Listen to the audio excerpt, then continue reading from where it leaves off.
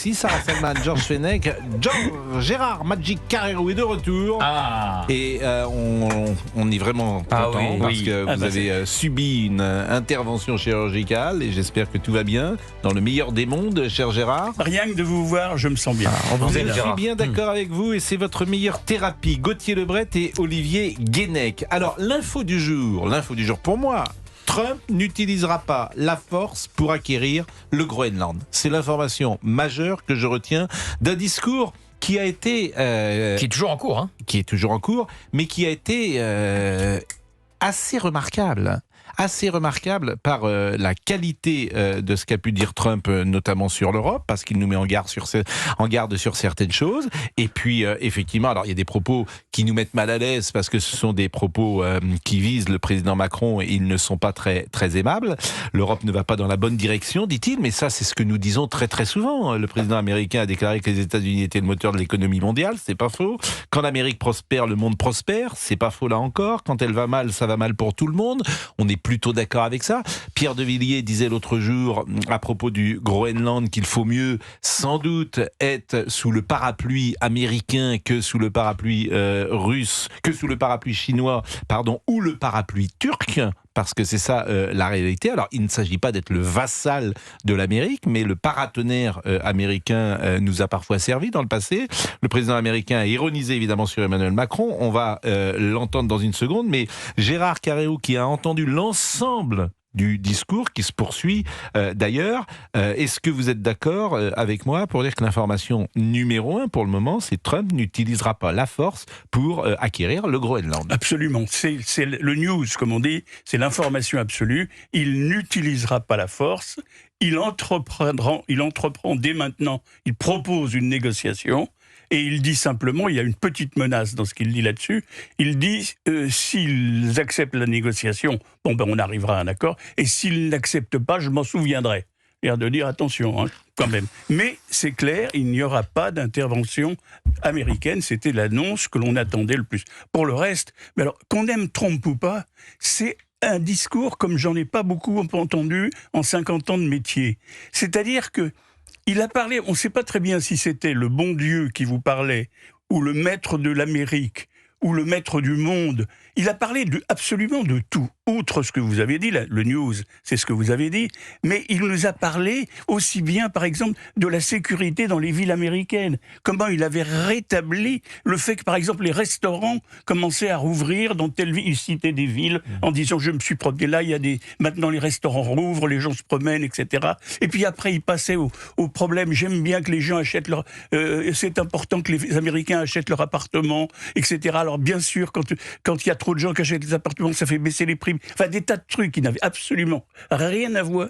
Et puis à d'autres moments, on repiquait dans le discours de maître du monde. C'était au niveau de la forme, c'est un discours comme j'en ai jamais entendu d'un chef d'État et a priori du chef d'État des États-Unis d'Amérique. Alors écoutons-le, Donald Trump, d'abord sur Emmanuel Macron, parce que il a eu des propos assez rudes, disons-le. Il a ironisé, pour tout dire, avec ses lunettes. Écoutons. Quand j'ai appelé Emmanuel Macron, je l'ai écouté hier avec ses magnifiques lunettes prendre la parole ici. Que s'est-il passé? Eh bien, je l'ai regardé, essayer de faire le son dur. Bon, Gauthier Lebret. La grande phrase d'Emmanuel Macron depuis l'été dernier, c'est pour être respecté, il faut être craint, et pour être craint, il faut être puissant. Les attaques multiples de Donald Trump contre Emmanuel Macron, il y en a eu 3 en l'espace de maintenant un peu plus de 24 heures, sur le tarmac d'un aéroport, à la Maison-Blanche et désormais à Davos, prouvent bien qu'Emmanuel Macron n'est ni craint ni puissant. Déjà parce que sur la scène politique nationale, et je renvoie au très bon livre du général de Villiers, ancien chef d'état-major, qui dit que pour faire la leçon à l'extérieur, faut que ça soit bien rangé chez soi à l'intérieur. Quand vous n'êtes pas capable de faire adopter un budget, quand vous avez fait une dissolution complètement inconséquente, provoquant une grande instabilité dans les institutions même de la Ve République, c'est très compliqué d'être respecté et d'être craint quand, par exemple, vous n'êtes même pas aussi capable de faire exécuter les OQTF alors que vous aviez promis de les faire exécuter à 100%. Donc ça prouve bien qu'il n'est ni craint ni puissant, le chef de l'État. Et ça prouve aussi que on en a parlé hier, on a commencé à ironiser là-dessus, mais c'était l'image du jour. Emmanuel Macron qui ne quitte plus sa paire de Ray-Ban, c'était l'image du jour. Même si effectivement, visiblement, il a quelque chose à l'œil qui ne passe pas, qui dure. Bon, il y avait un côté absolument grotesque dans ces lunettes. On peut choisir une autre paire de lunettes, je suis désolé. Tout le monde n'a retenu que ça. Les réseaux sociaux, on ne lisait que ça sur les réseaux sociaux. Évidemment, les réseaux sociaux, c'est pas l'alpha et l'oméga. Mais enfin, c'est quand même très compliqué de prendre un discours au sérieux quand vous avez un homme qui veut jouer visiblement la virilité et la puissance avec une paire de lunettes. Bon, Donald Trump a d'autres armes que la paire de lunettes. C'est une interprétation que vous proposez et qui, effectivement, est audible. Mais vous verrez que dans tous les médias, peu importe leur ligne éditoriale, tout le monde n'a retenu que cela. C'est la une de Libé, c'est Yann Barthès qui ouvre son émission avec une paire de lunettes, et c'est nous également. Donc ça prouve bien que quand il y a une information qui, peu importe la ligne éditoriale, est traitée par tout le monde, et la phrase de Victor Hugo, à la fin, le fond, c'est la forme qui remonte à la surface. Georges Fenech. Oui, effectivement, l'information. Avoir réussi à placer Victor Hugo sur les lunettes du président de la République, c'était un tour de force. Cher Georges Fenech. Oui, Gérard a raison de dire que l'information, vous l'avez dit aussi, c'est qu'il n'utilisera pas l'arme pour s'emparer du Groenland, mais avait-il besoin, aurait-il eu besoin d'utiliser l'arme quand les États-Unis, nous le savons, c'est la première puissance de l'OTAN et qu'on n'imagine pas un conflit armé entre la première puissance de l'OTAN et les autres alliés, que donc il sait très bien, Donald Trump, que dans une négociation, il sera en position de force, il le sait très bien, et qu'il arrivera à ses fins sans avoir besoin de montrer sa force militaire. Je vois que Gérard opine à ce que je viens de dire. Non, mais il a Moi, beaucoup parlé de l'OTAN. Ce qui est important dans ce qu'il a dit sur l'OTAN, c'est combien il défendra, quoi qu'il arrive, les forces de l'OTAN. C'est pour ça que c'est un discours que j'ai trouvé assez remarquable, parce que lorsque on parle d'alliés, il s'est posé comme un allié. Je suis désolé, j'ai bien entendu cela. On ne peut pas dire qu'il a défendu l'OTAN. On ne peut pas dire qu'il a failli. Exactement, il a défendu l'OTAN au-delà même de ce qu'on imaginait qu'il puisse il a appelé à la raison, en quelque sorte. J'entends ce que vous dites. Deuxième passage de Donald Trump, certains pays d'Europe ne sont plus reconnaissables. C'est ce que nous disons parfois ici. Donc écoutons le président Trump. Comment vous pouvez vous inspirer de nous, parce que certains pays d'Europe ne sont plus reconnaissables, ils ne sont plus que l'ombre d'eux-mêmes. On peut en débattre, mais c'est la réalité. Je ne veux insulter personne, vraiment, je ne reconnais pas certains de ces pays. J'aime l'Europe, bien sûr, je veux que l'Europe se porte bien, mais la direction générale n'est pas bonne. Ces dernières décennies, à Washington, on a dit souvent, dans les capitales européennes, on a dit souvent que la croissance était tirée par la dépense publique, l'immigration sans contrôle et les importations. On disait que les emplois sales devraient être éliminés et que nous devrions œuvrer à une transition écologique, cette grande arnaque, et que nous pouvions importer des personnes qui venaient des quatre coins du monde. Ce sont les politiques qui ont été poursuivies par les gouvernements occidentaux et le président Biden, la précédente administration. L'immigration a changé l'Europe, et ce n'est pas sans conséquence, parce que ça veut dire qu'elle a changé parfois, cette immigration, les mœurs, qu'elle a changé les habitudes, qu'elle a changé évidemment les coutumes, qu'elle a changé le mode de vie, qu'elle a changé parfois même jusqu'à la nourriture.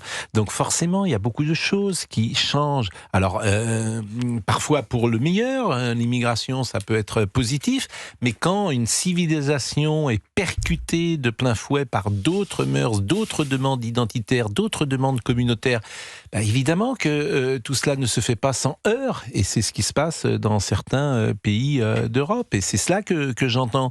L'assimilation, on a laissé tomber l'assimilation. Donc on disait aux gens, venez comme vous êtes. Ce n'est pas sans conséquence. On a laissé tomber l'assimilation parce que beaucoup de Français, malheureusement, une certaine élite, ne s'aiment plus. Donc, mais c'est ça. Un choix politique. C'était des années. Je comprends pas cette phrase. Mais c'est l'autoflagellation. Nous sommes des criminels de l'humanité. Nous sommes ceci, nous sommes cela, nous sommes racistes. Mais il y a eu un choix aussi. Et donc effectivement, on n'assimile plus un modèle qu'on n'aime plus, quoi. Voilà. Alors, ce que vous dites est possible, mais il y a aussi une volonté, au nom d'idées humanistes, d'imaginer que tout cela pourrait cohabiter ensemble. Et c'est vrai que les sociétés multiculturelles, parfois, elles sont aussi multiconflictuelles. C'est ça toute la difficulté. Mais je dis d'autant plus qu'on s'est peut-être tous collectivement trompés. Moi, je suis d'une génération, j'avais 20 ans en 1984. J'entendais les idées d'SOS Racisme, je les trouvais intéressantes, je pouvais entendre ce que disait Harlem Désir à l'époque. Je n'ai pas vu, comme tout à chacun, les difficultés qu'il y aurait à ce que tout le monde ne partage pas les mêmes valeurs, les mêmes mœurs, etc. Je pouvais, au nom de la tolérance, entendre que les uns et les autres pouvaient venir avec une part de leur culture qui venait sur le sol de France. Je pouvais l'entendre. Et je m'aperçois qu'effectivement, En fait, dans les années 80, ces jeunes gens de l'immigration disaient à ceux qui étaient là bien avant eux, vous ne nous regardez pas, vous ne voulez pas de nous, vous ne nous aimez pas, vous nous rejetez, on ne peut pas entrer dans les boîtes de nuit, on n'a pas les postes, etc. Et aujourd'hui, les mêmes générations disent on fait sécession et on ne veut pas être avec vous. Après, vous ne pouvez pas On mettre ne sur le veut même pas plan être avec l'immigration légale, l'immigration illégale, les réfugiés politiques. Moi, je ne mets pas tout le monde sur le même plan non plus. Vous avez raison, mais sur à grands traits, je dis cela. À grands traits, il y avait une demande dans les années 80 qui me paraît complètement différente de celle que j'entends aujourd'hui. Et je parle sous le couvert de l'ami Gérard. Et elle était audible, cette nouvelle, parce que le grand paradoxe, c'est qu'il y avait sans doute beaucoup plus de racisme dans les années 70 et 80. Il était plus assumé, peut-être. Il était, évidemment. Je pense que c'était plus compliqué, un racisme qui existait dans les familles. Je pense que quand tu étais un enfant de l'immigration dans les années 70... Il y a encore beaucoup de racistes aujourd'hui. Mais paradoxalement, je pense qu'il y en a moins. Il y a beaucoup de racisme, beaucoup d'antisémitisme. Alors, d'antisémitisme, oui. Quand même. Mais la jeune génération me paraît infiniment plus tolérante sur ces sujets-là que ne l'était l'ancienne. Regardez, sur l'antisémitisme, la jeune génération n'est parfois pas très tolérante. Vous avez raison. Franchement, c'est pour ça que ces sujets-là, vous avez raison, ça complexe. Vous avez raison. Sur les statistiques, les 15-24 ans, en matière d'antisémitisme, je trouve que c'est les pires. C'est la dégringolade de la décivilisation européenne. Je suis d'accord avec vous et j'entends ce que vous dites et je modère ce que j'ai pu dire parce que vous m'avez convaincu. Et je vous propose d'écouter les liens avec l'Europe dont parle Trump parce que c'est intéressant, je ne sais pas comment sera décodé, parce que l'anti-Trumpisme sévit dans les médias, mais l'intervention de Trump, elle est intéressante, notamment lorsqu'il redit avec fermeté qu'il défendra l'OTAN, qu'il est allié de l'Europe. C'est ce qu'il dit, Donald Trump, aujourd'hui. Écoutez les liens avec l'Europe. J'ai des ancêtres européens, écossais et allemands. À 100%. Ma mère était écossaise, mon père était allemand. Et nous avons confiance en nos liens avec l'Europe sur le plan civilisationnel. C'est pour cela que les politiques énergétiques, commerciales et économiques doivent être positives pour que nous soyons unis et forts. Nous, les Occidentaux, chacun doit faire sa part. Les pays européens doivent quitter la culture qu'ils ont créée ces dernières décennies. Ils se détruisent. C'est terrible. Ils détruisent leur si beau pays. Nous voulons des alliés forts, pas des alliés faibles. Nous voulons que l'Europe soit solide. Ce sont des questions de sécurité nationale. C'est intéressant, là encore, cette déclaration, si on l'entend, si on entend ce qu'il dit, plutôt qu'être toujours dans la caricature. Et pendant ce même temps, vous Georges avez Fenech. notre président, qui, je crois que c'est lui, qui appelle à des exercices militaires au Groenland.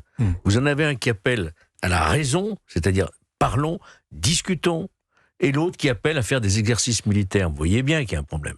Aucune nation n'est capable de protéger le Groenland à part les États-Unis. Alors ça, c'est intéressant parce que c'est ce que disait Pierre de Villiers. Pierre de Villiers, c'est pas n'importe qui. Pierre de Villiers, il a été chef des armées françaises. Il dit, je préfère que ce soit Trump, que le Groenland soit sous influence américaine plutôt que sous influence chinoise ou sous influence turque. Russe. Russe, c'est ce qu'il avait dit ? Chinois et Russes. Chinois et Russes. Bon, j'entends ce que dit Pierre de Villiers. La difficulté, c'est que ce monde est tellement polarisé qu'on ne peut même plus parler de Trump, ni parfois même dans les familles. Je connais des pères qui disent « je parle plus à mes enfants de Trump parce que la discussion n'est pas possible ». Écoutez Trump. Est-ce que je peux parler du Groenland ? Si vous me le permettez. Je voulais éviter ce sujet dans ce discours, mais on m'aurait critiqué si je l'avais fait. Je respecte profondément les Groenlandais et les Danois. Mais tous les alliés de l'OTAN ont l'obligation de défendre leur propre territoire. Le fait est qu'aucune nation, groupe de nations est capable, est à même de protéger le Groenland, à part les États-Unis d'Amérique. Nous sommes une grande puissance, bien plus grande que ce que vous pensez. Vous l'avez vu il y a 2 semaines au Venezuela. Vous avez vu nos capacités. Le Danemark a été conquis par l'Allemagne dans la Deuxième Guerre mondiale après 6 semaines de combat. Le Danemark n'a pas pu se défendre ou se défendre le Groenland. Donc les États-Unis d'Amérique ont dû agir. Nous nous sommes sentis obligés d'agir pour envoyer des forces et nous avons protégé l'Europe du nazisme. Je ne sais pas si les uns et les autres souhaitaient réagir à cette déclaration, parce qu'elle est intéressante également, Gérard Carrérou. Oui, il me semble qu'il y a presque une déception il a décrit longuement ce qu'on pourrait appeler le déclin de l'Europe dans un certain nombre de domaines. Et on a l'impression que non seulement il ne se réjouit pas de ce déclin, mais qu'il le regrette sincèrement, et qu'il ne se situe pas comme quelqu'un qui n'aime pas l'Europe, les Européens. Dieu sait si Trump est critiqué dans les pays européens, notamment en France. On peut dire que tous les sondages montrent que, en gros, à peu près 80% ou un peu plus parfois des Français, quelles que soient leurs opinions politiques, n'aiment pas Trump. Ça, j'ai vu tous ces sondages. Mais lui, il n'a pas du tout cette attitude. Il dit simplement, moi, j'ai montré ce que je sais faire. Et d'ailleurs, il fait un peu de muscu, comme on dit. Il gonfle un peu en disant, voilà, j'ai résolu tout ça. Et je suis le seul qui pourrait résoudre le problème du Groenland. Les 2 derniers passages que je voulais vous proposer de Donald Trump, sur le Groenland, on l'a dit, je n'utiliserai pas la force. Nous n'obtiendrons rien, sauf si j'utilise une force non conventionnelle qui serait inarrêtable. Mais je ne le ferai pas. Et tout le monde pousse un soupir de soulagement. Quelle déclaration, n'est-ce pas ? Non, je n'utiliserai pas la force. Je n'ai pas besoin d'utiliser la force. Tout ce que les États-Unis demandent, c'est le Groenland. Bon, il entre effectivement dans une négociation possible, et puis après, c'est cette logique de deal, d'ailleurs, dont on a parlé. Et puis la dernière intervention de Donald Trump, qui me paraît aussi importante, parce qu'elle est juste. Sans moi, il n'y aurait plus d'OTAN. Tout le monde doit se rendre au fait. Nous avons tant fait et on nous a très peu rétribué. J'ai été critique de l'OTAN depuis longtemps. J'ai apporté les plus grandes contributions à l'OTAN que quiconque par le passé. Sans moi, il n'y aurait plus d'OTAN. Est-ce que c'est exact ? Est-ce que vous validez ce qu'il dit, ou est-ce qu'il bande les muscles en disant cela ? C'est-à-dire, s'il considère qu'effectivement les pays de l'OTAN n'ont jamais payé, parce que c'est quand même ça son point de départ, ils n'ont jamais payé leur sécurité depuis la fin de la Deuxième Guerre mondiale. Ils se sont fait payer par les Américains leur sécurité. Et ça, il est revenu. Dès le premier mandat de Trump, il a attaqué les Européens en disant « Vous n'avez pas payé votre contribution ». Il ne cesse de le dire. Georges Fenech. Preuve en est, l'augmentation spectaculaire du budget défense de la France et le nouveau budget défense militaire de l'Allemagne, 300 milliards. Quand même, c'est tout à fait nouveau. Ça montre bien qu'effectivement, jusque-là, nous étions tous unanimement abrités sous le parapluie américain, bien sûr à l'exception de la France qui avait l'arme nucléaire.